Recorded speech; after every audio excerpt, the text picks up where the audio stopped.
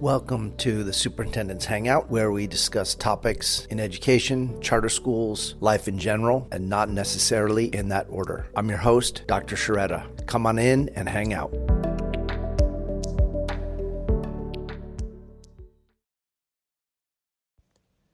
In this episode, I sit down with Eric Premack, who is one of the nationally recognized experts in charter schools, was instrumental in the passing of the first charter schools law in California in 1992, is the executive director of the Charter Schools Development Center, and I hope that his passion for charter schools and making a difference in the lives of students comes through in this episode. It was certainly palpable in the room.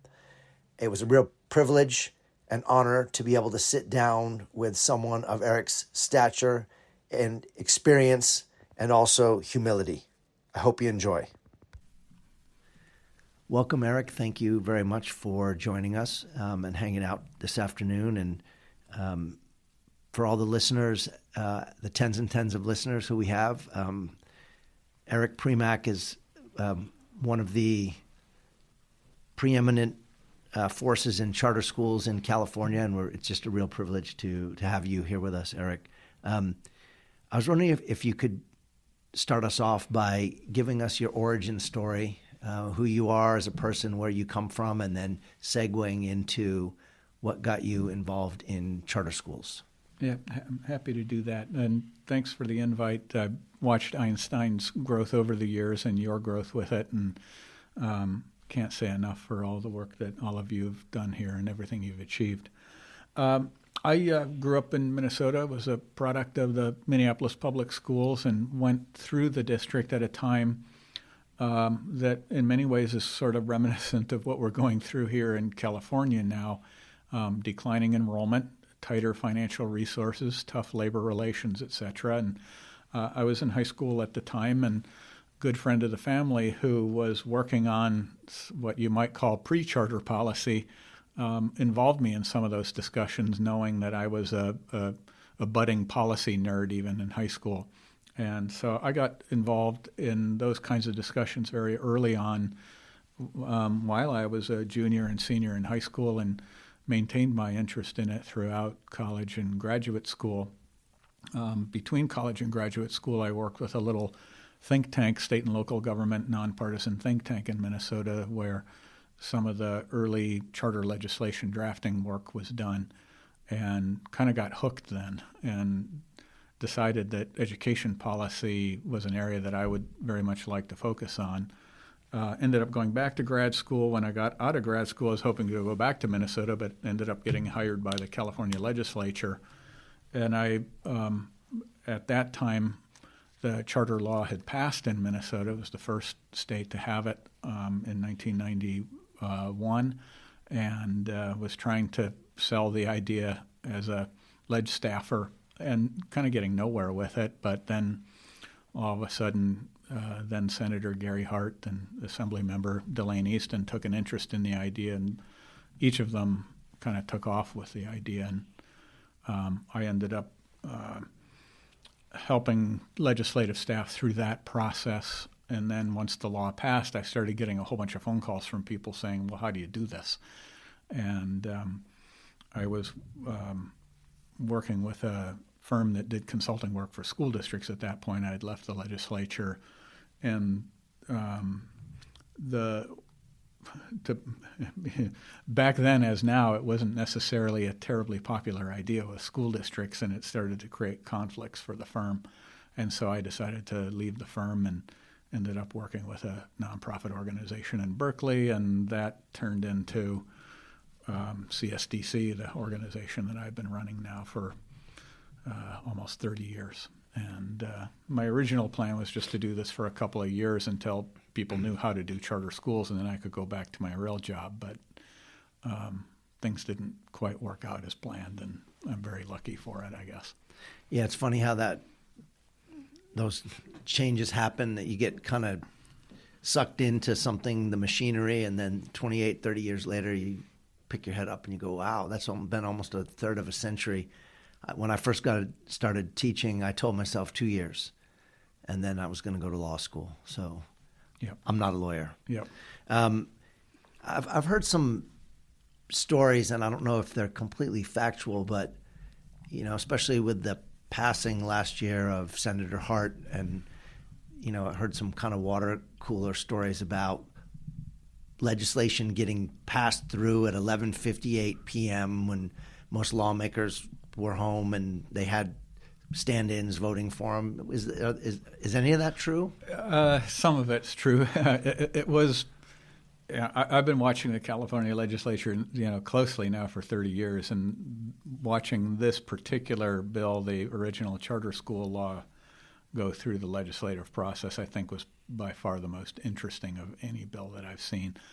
And essentially what happened was both Gary Hart and Delane Easton were the chairs of the respective upper and lower house education committees at the time. Both of them, within a week of one another, their staff called me and said, "We're interested in this charter school idea. Can you help us draft a bill?" And at the time, the sum total of my knowledge about charter school fit into one manila folder. And I went over, met with staff on both sides, but I was worried that the concept would get kind of caught in the crossfire because Senator Hart and Assembly Member Easton were both rumored to be considering a run for the state superintendency, which is an elected position in California. And I thought, the last thing we want is for this controversial idea to be caught in the middle of a campaign fight. And I mentioned that to Senator Hart's staff, and they went and cut a deal with with Assemblywoman Easton's staff where they would essentially allow one another's bills to go through the respective committees unscathed, and that if toward the end of the process in the legislature the bills weren't identical or very similar, they would have what's known as a conference committee, which is a special committee made up of equal numbers of members of both houses of the legislature, and that the conference committee would iron out any differences. And they had a gentleperson's deal that neither of their bills would move forward unless they could reach consensus.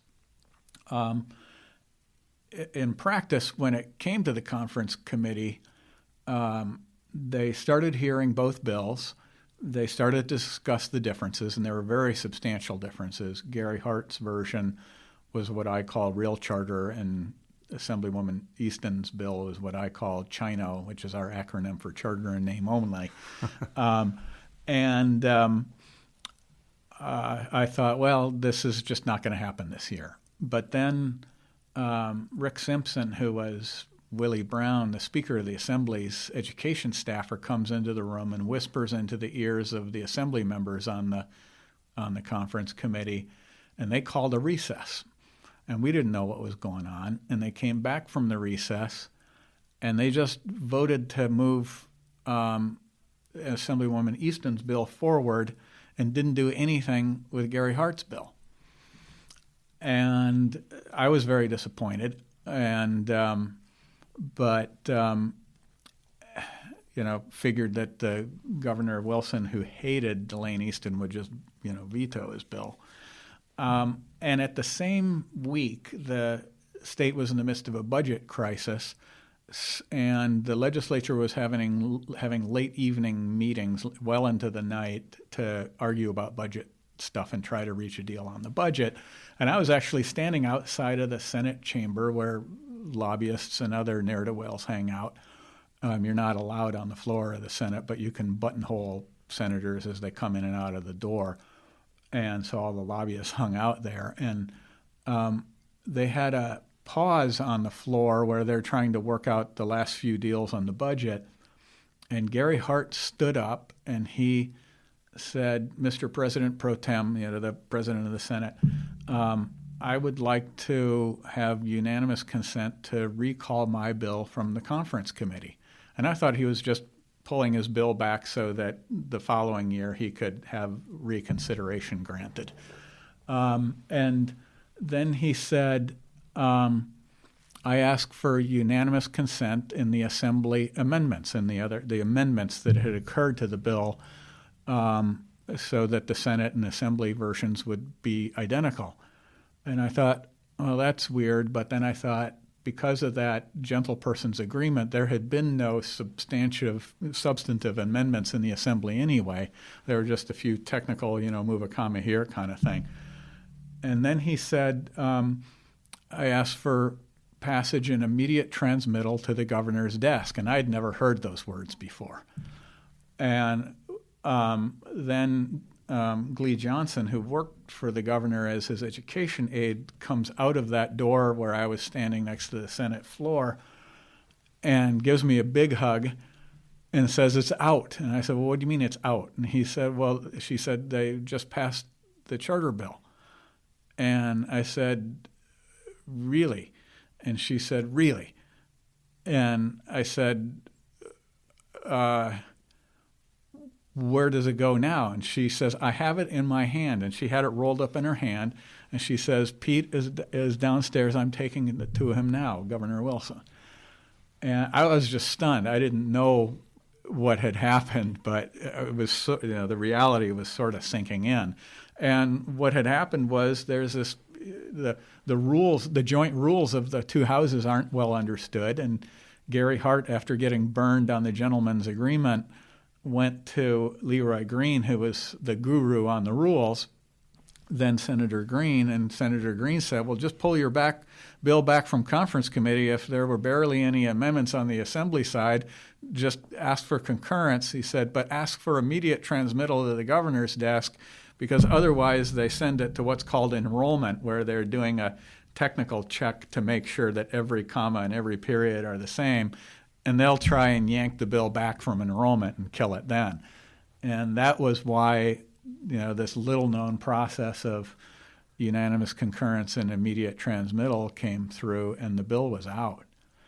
And it took a couple days to kind of sink in, but then the phone call started calling, people saying, "Well, how do we actually do this?" And so that's the story. So they ran it downstairs and got the governor's signature right there. Yeah, and I remember asking Glee, I said, "Well, what about Delane's bill?" And she just looked at me and she said, "Duh." And then I remembered, the governor can't stand Delane. And they hated one another, and she attacked him publicly and vice versa all the time. So he vetoed the Easton bill and he signed Gary Hart's bill, and that's how we ended up with a charter law in California. And then Delane went on to be state superintendent, correct? Yep. Yeah, I bump into her every once in a while, and she says, "I guess those charter schools aren't so bad after all, but you got a few bad actors out there you really need to go after." I said, "Yes, thank you, Delane." That's quite a story. Those are the kind of things that we typically don't hear. You don't read about those in the newspaper. No, it's the newspaper reporters these days don't hang out to watch the legislative floor fights. So, and this one was probably 9:30, 10 o'clock at night, if I remember correctly, and it was an interesting era. Very different legislature then. So we're now more than 3 decades in to the charter law, and 650, 700,000 students approximately in the state attending charter schools. Yep.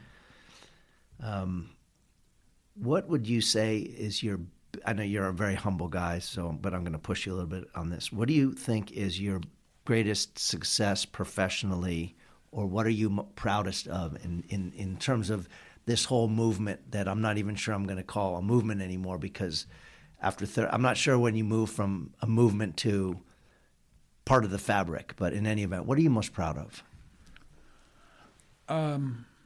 I just think it's really cool to have been a part of getting charter school laws through, not just in California, but probably about 20 some other states. And thinking, I sometimes get up in the morning and wonder how many kids are getting ready to go to a really cool school. And that's a great feeling. And that it's, sort of, for a policy nerd, that's like surfing a 40-foot wave for 30 years. So that's all part of your consulting work, kind of CSDC, Yeah. expanding out nationally? Yeah, well, we actually did a lot more work nationally outside of California in the early to mid and late 90s, where back then, the phone and fax machine, if you can remember those, were ringing off the hook. And, I would get drafts of charter laws from, Wisconsin, Massachusetts, Colorado, Texas, Florida, Idaho, and help folks in those states figure out, what can we do here? How do we fit it into our state context, our state constitution?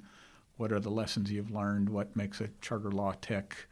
And then the laws in other states would get passed, and I would do a lot of work to try to help people understand how to implement them, because as hard as it is to get the laws themselves passed and enacted into the statute books, actually getting them implemented is where the real work starts, because the resistance to allowing a law to be implemented, just because it's on the statute books, doesn't make it happen. You have to work the bureaucracies, you have to clear the path, you have to help people implement it.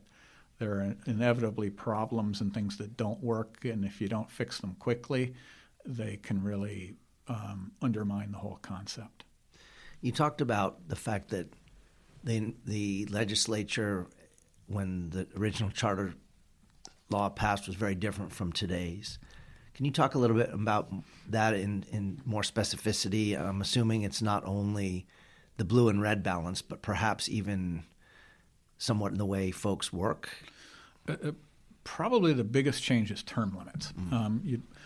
I forget the year, but ballot proposition, it was called Prop 140, went through, and it imposed term limits on the legislature and lots of other state offices.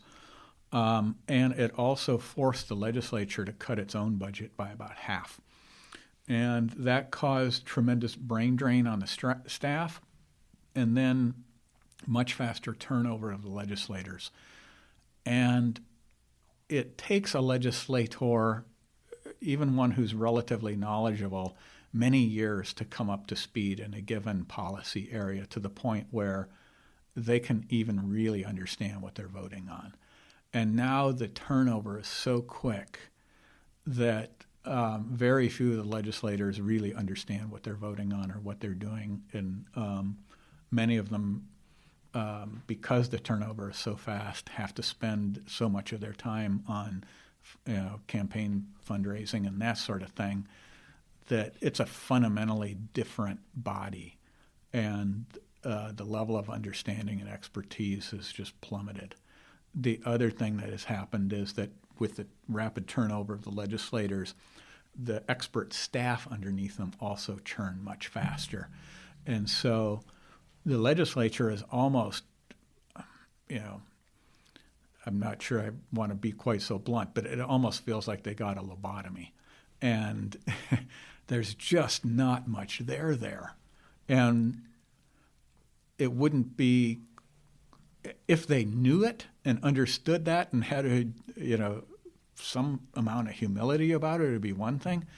But you talk to the legislators now, and they actually think they're expert and they know what they're talking about. And even though they're very intelligent and diligent people, many of them, you just can't come up to speed that fast. And so that's the big difference.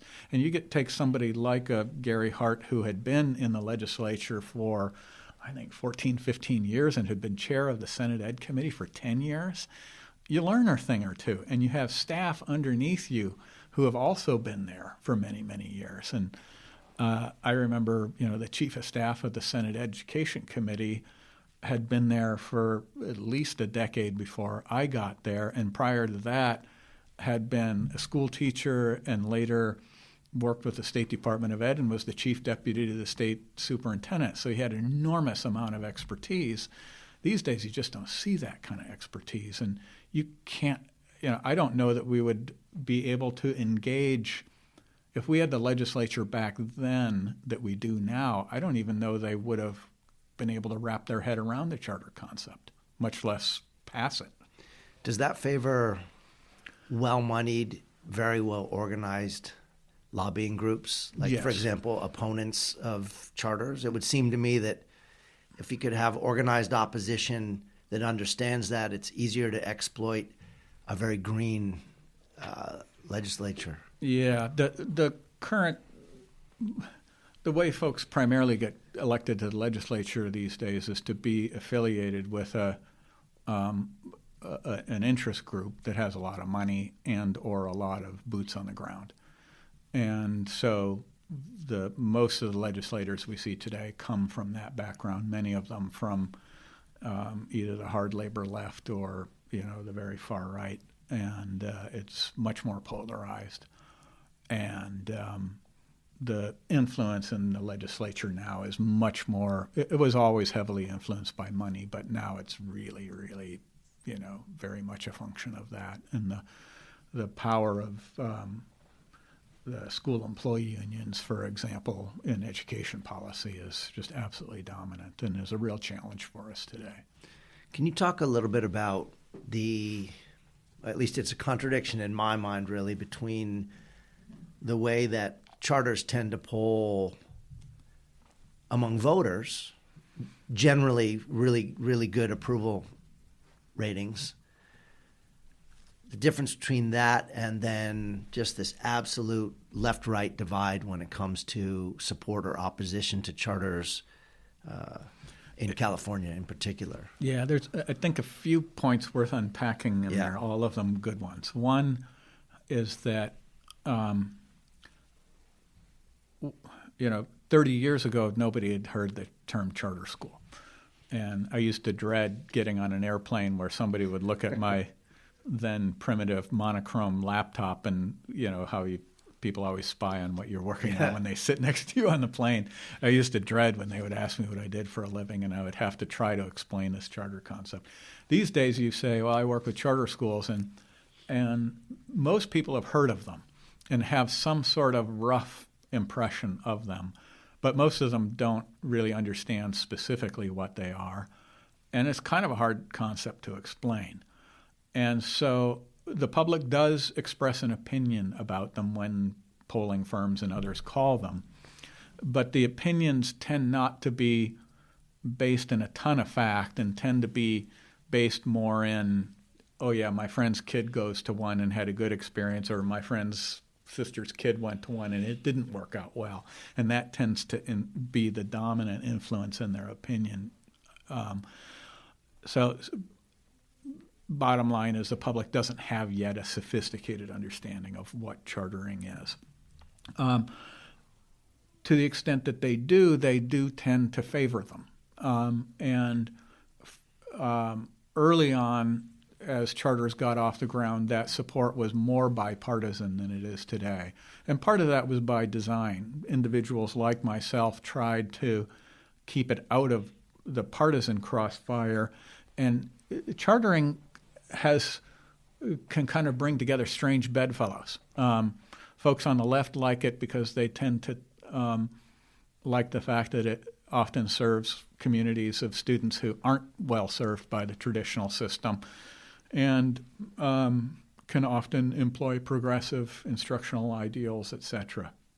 So that tends to appeal to folks on the left. On the right, it has a free market component, a choice component, an anti-bureaucratic component, and so we worked very hard, particularly in the early to mid-'90s and into the late '90s, to really keep it bipartisan. I think starting in the early 2000s, we started to see folks coming into the charter sector who were bringing kind of other more specific agendas to the table. They might have been a kind of no excuses instruction emphasis, or a this emphasis or a that emphasis. And over time, it has become, I think, in many states, associated more with folks on the right. And I think that has been not a good political strategy for the sector as a whole. In California, I think we've done a little bit better job of keeping it bipartisan, which is especially important, given how little relevance the Republican Party has in our state legislature, where both houses are heavily dominated by strong supermajority of Democrats. So such that the Republicans have almost no influence in the legislative process currently here in California. So I think over time the charter sector needs to work more at keeping this bipartisan. And as you watch, legislatures and governorships and the two houses of Congress switch back and forth between parties, it underscores that as well. And I think there's still a lot to appeal to both sides. And I think we've lost a little bit on the left due to the lack of emphasis on innovation in instructional pedagogy and other things that I think if we bring those back in, we'll be in much better shape. We did see a dip in public opinion in terms of support for charters a few years back. Some folks attributed that to a Trump effect or a Betsy DeVos effect. I don't know that we have enough polling to really know that, but of late what we've seen is, again, a strong uptick in support for chartering in public opinion. And, when we run into folks in the California legislature who are on the left side of the aisle and aren't supportive, we like to share that opinion data with them, and it causes them to think twice.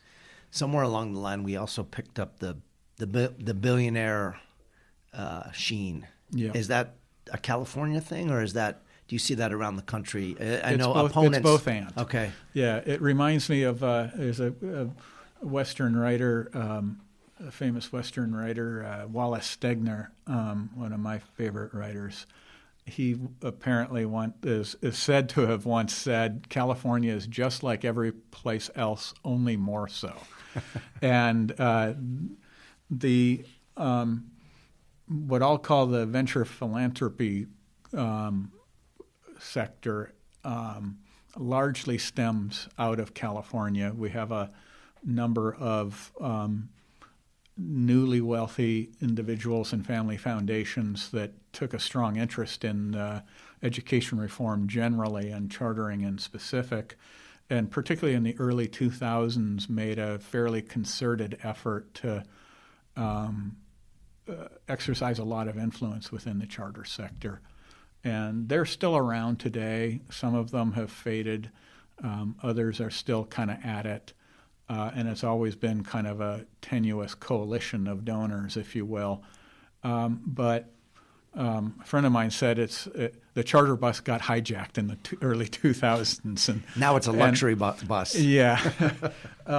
And in some ways, I think it was very helpful, but in other ways, it left the charter sector very vulnerable to very sophisticated attacks by anti-charter groups, principally the teacher unions, where they were able to make the sort of corporatist privatization,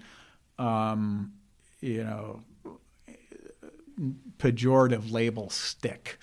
And we're now in the process of, taking the unsticking solvent and trying to, to deal with the fallout from that. But I think many of us in the charter sector greatly underestimated just how vulnerable some of that activity has left us. But in some ways, our venture philanthropists have been helpful in other ways in terms of bringing more hard-nosed, sophisticated management to the table and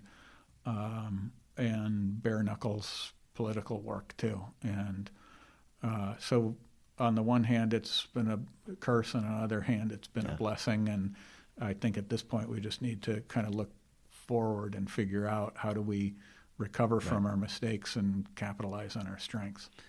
I always tell people I'm not sure that I'd be here or this would be here if it weren't for a Walton grant. Yep. My first year as principal of Einstein Middle, we budgeted for 180 kids and we had 80. So even kindergarten math will tell you that doesn't work too well. And so we were barely we had this Walton grant application out, and I think Lucy Fowers, who hired me, drove up to L.A. to advocate for this thing, and somehow they expedited it through. And I remember when the email came through, and and we got the money, and that kept the lights on. So, I always joke, like, when we drive past a Walmart, we need to stop in and buy something. So Yeah. Yeah. I had the pleasure of very early on working with John Walton, who was one of Sam Walton's several children, adult at the time, and who took a strong interest in the charter concept. And his family foundation has played an instrumental role for many years. And they get beaten up by the anti-charter forces for being anti-public education. But if you actually look at the giving that the family foundation has done over the years, I would venture to guess that they've spent a good deal more on non-charter public schools than they have on charter schools. And the reality is their support for education has been quite broad-based, but charter opponents don't always like that to be known. Yeah. You mentioned innovation, and that it's your opinion that we should return to more of an emphasis on that in instructional practices. And I'm wondering, I often have conversations with our team about this, that I'm not sure if you were able to teletransport yourself around the state and appear in different classrooms in different schools, if there was no name of the school on the wall and no indication that it was a charter or a traditional district school, I'm not sure that most of us could even tell with any degree of certainty where we were. In other words, I've heard you at a conference before say 30 kids in a cell with a bell. And how much of that do you think is due to the fact that just the absolute force of opponents to charters, as well as legislatures continuing relentlessly to put more and more restrictions on the way we operate as charters in the charter sector? Is it due to that, or is it due to the fact that most of us come out of an educational background of 30 kids in a cell with a bell, or is it something else? I think it's primarily the latter. Ultimately, it's families and parents who, in the charter sector decide where to place their kids. And I think it's only natural that parents, when they start to think about where they want their kid to go to school, if they do have options, they naturally think back to their own experience. And on the one hand, that can have some good things, but it can also be very limiting in terms of imagining the possibilities. And education, I think, historically has been sort of one of the slowest to change sectors of our society. You and I are sitting today in what used to be a hospital, and we walked around some of the older parts of this building that's in the process of being rehabbed, but these older parts of the building still look like what a hospital looked like 20 years ago. And if you go into a hospital today, they look very different. If you walk into a school today, that is many of them look an awful lot like what they looked like 20 years ago. And the pace of change within the K-12 sector has been quite slow. And I think these sort of traditional ways of thinking are the primary barrier. But there are also, California has a 5,000-page education code, the state laws that govern how school is supposed to, what schools can do, and it's very limiting. And charter schools in California under the original 1992 charter law were supposed to be exempt from almost all of that. And what we've seen over time is a seemingly inexorable return to bureaucracy force that tells you, how many days per year, how many minutes per day, who can teach what subject, what subjects you have to teach, what is going to be on the test, you name it. And when you layer all that on top of traditional expectations that many parents have to begin with, you have a tremendously difficult row to hoe if you want to implement innovative practices. And and I mean, you've traveled around the country and you've worked with legislatures in all the states that you mentioned previously. In the states that don't have 18-inch thick ed codes and are, let's just say, right of center or maybe libertarian in their approach to just about everything they do. I probably can't name which states they are, but I don't know, Wyoming or somewhere like that. Are schools appreciably different in the way they're conceived of and run, or is it? My sense is often in many of those states, in the redder states, if you will, that have charter laws, the parental expectations about what schools should be are even more conservative than they are, or more traditional, if you will, than they are in states like this. But it kind of varies. I remember early on in Colorado, they passed their law in '93, just right after California, and I helped draft it there and then helped them with some of the early implementation. And it was interesting, at the time in Colorado, there was a sort of a strong progressive wave, if you will, in instructional methods in the traditional public school system. And so many of the original charter schools in Colorado were kind of back to basics, E.D. Hirsch, what your kids need to know curriculum, and were very traditional in their structure. And so there it was sort of a reaction against quote-unquote progressive methodology. So it really, context really matters. But as a general rule, I think the strongest challenge to those who want to implement innovative instructional methods is just the traditional mindset that all of us have about what school looked like when we went through it, and the natural assumption that it should look that way today. And overcoming that's a challenge. And I think we're starting to see a little bit of that loosen up, post-pandemic. And we do have quite a few, I would say 20+% of the schools in California that have radically different blended designs. Many of them started out as home-based independent study programs based off the old school independent study model.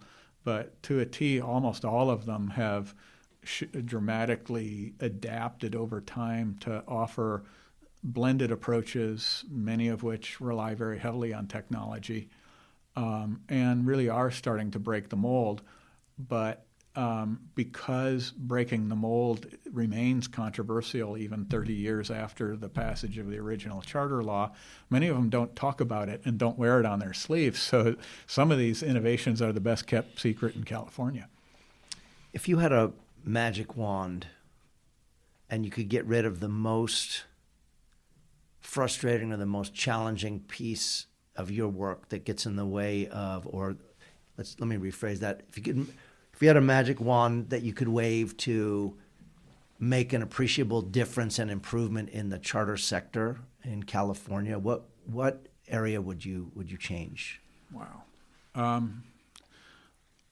I think we have a number of different challenges, but I think one of the biggest ones, particularly now, is the challenge of getting a charter approved by a local district. And we made a huge mistake in California in relying on school districts to be the primary charter authorizing body. Not all of our listeners understand that structure, so maybe you could kind of give the beginner's explanation of that. Under California's law, and it was the dominant way of doing it early on, was we had to have somebody who would grant the charters and oversee the performance of the schools. And the choice was made in Minnesota under their original law, and California's law was second, and we patterned heavily after theirs, and many other states followed us as well. And I call it chartering 1.0 or authorizing 1.0. Authorizing 1.0 was that you have school districts act as the authorizer. And I think many of us had kind of a naive assumption that school districts would, grab this torch and run with it.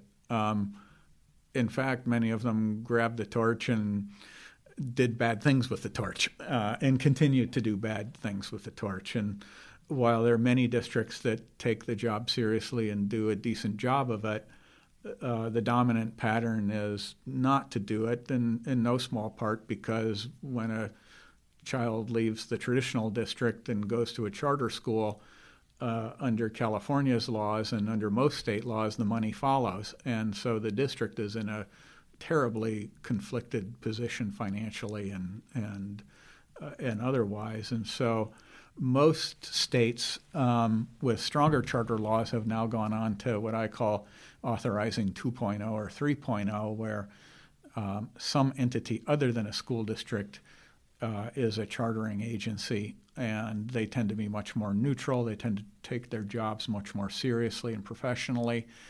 And when you're wanting to start a charter school, working with a chartering agency under 2.0 or 3.0 allows you to focus on your job rather than politics. And it makes the job much more focused, much easier. It's not easy, but easier. And allows you to focus the energy on launching the school and designing a good school and not on the political process or other things that just can become time and energy sucks. So you're referring to structures like, I think somewhere in the Midwest, I don't know if it was Indiana, but there's an option to have universities be authorizers. Some states, there's a statewide commission that's kind of largely hands-off. Is that what you're referring to, or there's some other there are options? Lots of different, there are a lot of different models. Back in my home state, Minnesota, they're now on what I call authorizing 3.0, where they have a number of different entities. I think there are maybe 6 or 8 of them that are freestanding, specialized agencies that do nothing but grant and oversee charters. And interestingly, one of them was started by several members of the teachers union in the school district where I grew up, the Minneapolis Public Schools, and they sort of specialize in schools that are teacher-led. There's another authorizer in Minnesota that emphasizes innovation. There's others that emphasize more traditional schools. And so in addition to just having the benefit of not being conflicted and not and being focused exclusively on chartering, they actually get to specialize in particular types of schools, and I think that's been very helpful. In Michigan, a number of the state universities, along with New York State universities, can establish chartering entities. We talked about trying that in California, but the state university system got very nervous about getting crosswise with the teacher union, so we backed off of that in a hurry. So there's different approaches. Washington State has a statewide commission, right, and they also allow school districts to do it, but the school districts that want to do it have to go to the state commission to get permission to do it and explain how they're going to do it and do it well. So a lot of different models out there. I tend to like ones like the one in Minnesota, where you have a number of different entities that can come to the fore. Nobody's forced to do it, and the entities that do it voluntarily tend to take it more seriously, tend to do it better, be more focused. So you mentioned that it's just become harder and harder to open a school, and we've seen, even just in our state, in California, we've seen a leveling and probably even a slight decline, right, in terms compared to the trajectory of 7-8 years ago. Yeah. If you had your way, would there be no ceiling, no limit to the number of charters that could open in any given state, and just let the market decide if there's a demand for those schools? Yeah, to me, I think I tend to defer heavily to the market. I think in an ideal world, we might have some omniscient being or omniscient entity that could make these decisions in a better way. But I think in practice, the market is one of the strongest and most insightful mechanisms that we have. I've been surprised at how quickly parents can size up a bad charter school and empty it out. And, I think you've seen some of that down here in San Diego. Frankly, there's at least a dozen schools down here that have closed. And while some of them perhaps shouldn't have closed, I think many of them should have, and the parents knew it first. Yeah. And they seldom close with healthy waiting lists. no. So charters just turned 30, or were 31, I think, officially. Where do you see charter schools at age 50 in California? What are they going to look like? Hopefully with more hair than we have. Well, you're way ahead of me on the hair thing. But trying to project forward, do we become less and less innovative? Are we unable to get out from under the absolute crush of restriction and regulation, or is there a different path? First off, I'll just say that if you had asked me this 30 years ago, and not in my wildest dreams would we'd be looking at approaching 1 million students in 1,300 schools. Yeah. I thought we might be at 100,000 students in a few hundred schools and feel lucky to be there. So I think a lot of it is going to depend on a few different things. One is, can we within the charter sector be more focused and united in what our messaging is, what kind of schools we're encouraging be developed, and in our political and advocacy tactics. If there's one thing I've learned in working with the California legislators for 30 years is that no matter the sector, whether it's healthcare, insurance, or education or prisons or whatever, if you walk into the legislature as a sector and you're not united, you're going to get your you-know-what handed to you. And we've not been united in the charter sector historically for the last umpteen years. A friend of mine calls it the charter circular firing squad. And we need to... Why do you think that is? I think because it's brought a lot of strange bedfellows together under, some came to the sector because they like the choice and market aspects of it. Others came to the sector thinking that we could solve the test-based achievement gap problem. Others came because they wanted to implement progressive instructional ideas, et cetera. And getting people who fiercely believe in those kinds of different things to all agree to do the same thing and march to the same drummer is really difficult. It's like herding cats. And if you look at other social movements, almost invariably the most intense fights are inside the tent. And I think we're finally getting to a point in the charter sector where I think Don Shalvey said this once at our conference like 10 or 15 years ago. He said, we need to understand that each of our schools and organizations is in a different position, serving a different community, and has different needs, and is in different parts of its innovation process. But if there are some common things that we all need, we need fair and well done oversight and authorizing work. We need equitable funding of facilities. We need an assessment system and accountability systems that are at once broad-based but focus on growth. And while we've made tremendous progress in some areas in California on those fronts, particularly as it relates to finance and facilities, we're still sort of moving from what I call late stone to early Bronze Age on the assessment and accountability piece. We don't have a growth metric in California. We don't have one on the horizon that I can see yet.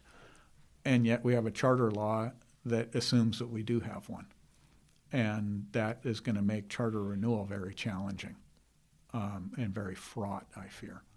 And so as a sector, if we can come together on these kinds of issues and be more forceful advocates, I think the sector will be a lot stronger even 5 years from now, much less, in its 50th year. I think part of it is also if we can find ways to reopen the innovation lane and in particular reach those students whose brains are not turned on by 30 in a cell and a bell, and it's a big chunk of students. I think we will have, moved the needle in a really big way that's going to be obvious. I also think school districts, hopefully, I had hoped that this would happen 28 years ago, but I do think we're starting to see school districts become a little more nimble. It's interesting here in San Diego, the district has been pretty forward about getting out ahead of the charters on, having transitional kindergarten and those sorts of things. Same in the Los Angeles district. Their superintendent is showing up in maternity wards and saying, 5 years from now, we want your kid in our school. That's very shrewd. And especially in a state where people are moving out. Yes. And so, and he keeps talking about the district needing to provide in Los Angeles more choices, even in the face of declining enrollment and that sort of thing. Now, will they be able to pull it off? That's a whole other matter. This is arguably the third time a district superintendent in LA has said that. But I think they're more serious about it now, and I think over time we would like to see the larger K-12 sector to become more open, more innovative, more entrepreneurial. I worry about, and maybe this is just me expressing my own myopic viewpoint, but I worry about a crisis of experience at the leadership end. Not because the folks of my generation are more innovative than others, because in a lot of ways we're responsible for charters looking pretty similar to what traditional district schools are, with some exceptions, but just because of generationally, people who came up in the movement 30 years ago, as I did, we have another 6, 8, 10 years left in our careers, God willing, and the creek don't rise, and then what? And I have, through all my graduate studies, I've never run into university programs that are really thoughtful about preparing folks to be teachers, paraprofessionals, administrators in the charter sector. You might get one course on charters in an education, in a credentialing program, but by and large, we're not doing that. So I think one of the challenges we have is we'll go out when we're looking for teachers, we're recruiting teachers, and we get people who are applying to us. They're applying to 5 local school districts. They get interviews at various entities, and then they start salary shopping and negotiating. That's really what's drawing them in. And so you got folks at the front end joining the movement who, charter or not, that's not even really the important part. So how do we help on that front, at the leadership end, the capacity end, after you and I are in hammocks and in our respective tropical locales? Like, yes. What's the next phase? Yeah, maybe we both get to our umbrella drinks and hammocks. But leadership has been a challenge in the charter sector for a very long time. Very early on, I sensed this, and we were fortunate in landing a series of grants that allowed us to launch what we call our Leadership Institute, also known as the Boot Camp. It's just a 5-6 day, crash course for school leaders, but we found that that's been transformative for some of our folks. And going back 20 years, and some of the leaders that you're talking about in terms of being today's veterans were people that came out of that. And I do think you are correct that the traditional leadership training programs and credentialing programs are often focused on the wrong stuff. The things that really you need to be able to do successfully are, high-level leadership skills of, shared vision, motivation, that sort of thing, but also a lot of nitty-gritty ones like how do you really put together a budget, read it, monitor it, and implement it? I just don't see that being taught well. At best, you get sort of some esoteric education finance, theory mumbo jumbo, but they come out and they just can't put a budget together. They can't read it. They can't implement it. And that's a really fundamental skill. How do you work with a board? Yeah. How do you... Amen to that. Boards are important, and we really underestimated that early on in chartering. But they're very important, but they're also difficult to put together and manage and care and feed for. And they need care, feeding, and nurturing. A number of these things just aren't taught in traditional credentialing programs. And I'm blown away each year by the folks who come through our programs and say, I learned more in a week than I did in the whole whatever. And we've added to that and now have a business official training program, and just last year added a HR and labor component. And we're learning a lot about that. I think the next big step that we're going to be focusing on is how do we create a pipeline into that? How do we tap teachers who are smart on the shoulder, who want to do something much bigger than what they're doing in their classroom, which is already very important. But you can, I think as you can have a much bigger influence if you're in the big chair. And how do we seed that pipeline? And that's kind of foremost on my brain right now in terms of figuring out how to do that. If you could design a billboard to send a message to charter leaders, remember billboards, you don't get to have a dissertation on there. They're driving by at 60 miles an hour. So distilling it down, what would that billboard say? If you could communicate to your charter leaders across the state or across the nation, what would that billboard say? Best job in the world. And then in fine print underneath it would say, and really damn hard too. But honestly, I mean, if you can think of, where can you have enormous impact on people's fundamental life trajectory, and have a guaranteed funding source to support that, pretty hard to find that anywhere in any sector of our economy right now. It's is never a dull job. I haven't been bored in decades. Yeah. And, I know you've been working your what off, and all of your colleagues do too. Yeah. But I don't know of anyone in the charter sector who's stuck at it, who looks back and says, oh my God, that was a ride, and that I've really made a difference. And, when all is said and done, you can't ask for much more than that. Yeah. Thank you for that.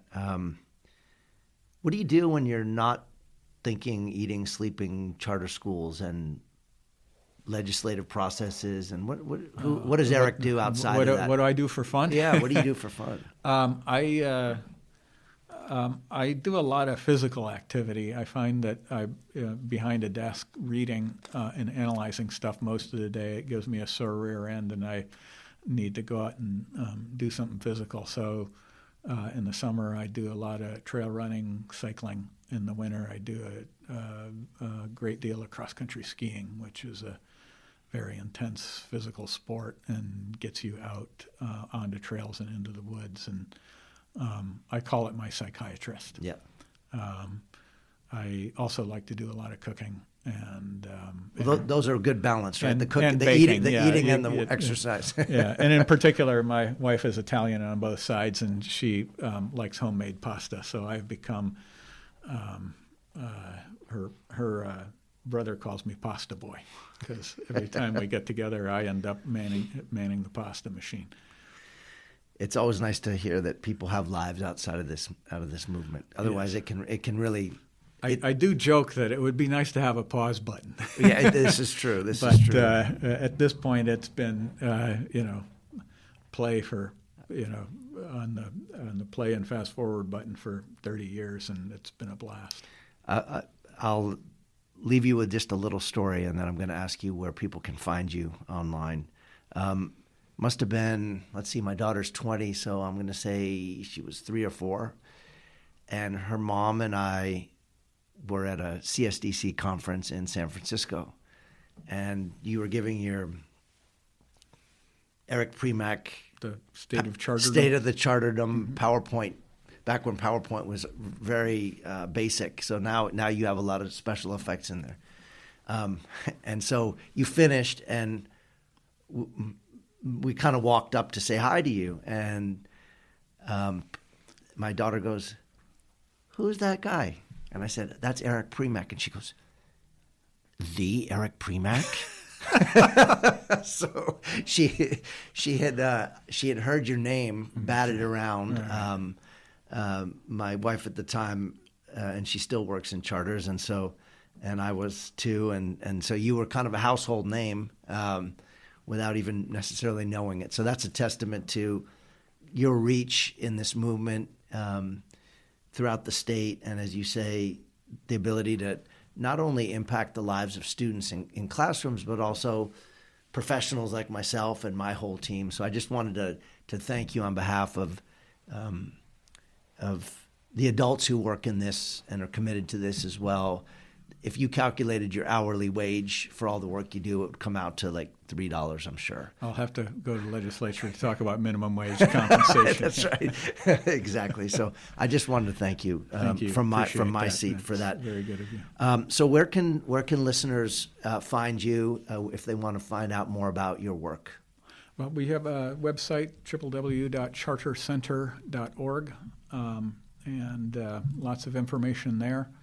You can email us at csdc@chartercenter.org, or give us a buzz in Sacramento, 916-538-6612. Happy to chat with folks, particularly folks who want to be leaders in the sector, and we're here to help. Great. Thank you, Eric, for spending your afternoon here hanging out and chatting about charter schools. It's been a pleasure. Thanks. Pleasure.